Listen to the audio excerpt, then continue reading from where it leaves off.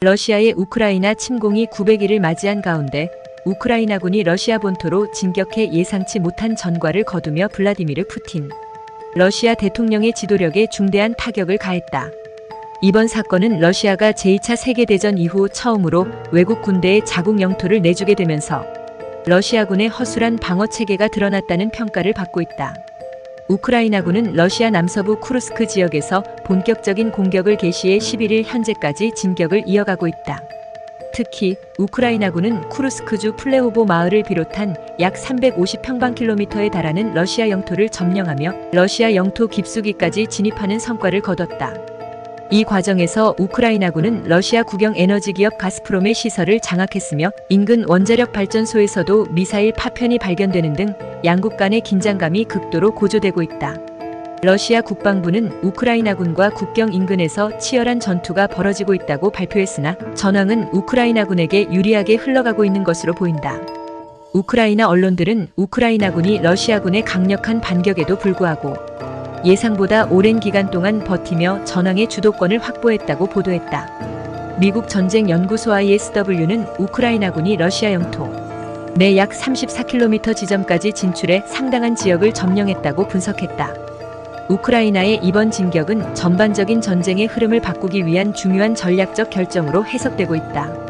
그동안 서방의 무기 지원 속에서도 러시아 본토에 대한 공격은 불어댔었지만 이번 공격은 그동안 우크라이나에 대한 지원의 실효성에 대한 논란을 불식시키고자 하는 의도로 보인다.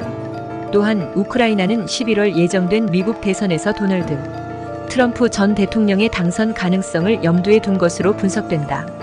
트럼프 전 대통령은 우크라이나에 대한 추가 지원에 반대 입장을 표명해왔으며 그의 재선이 우크라이나에 불리하게 작용할 수 있다는 우려가 제기되고 있다. 또한 우크라이나는 동부 하르키우주와 도네츠크주에서 러시아군에게 열세를 보이는 상황에서 동부 전선에서 러시아군의 주력 부대를 분산시키기 위해 이번 공격을 감행한 것으로 보인다.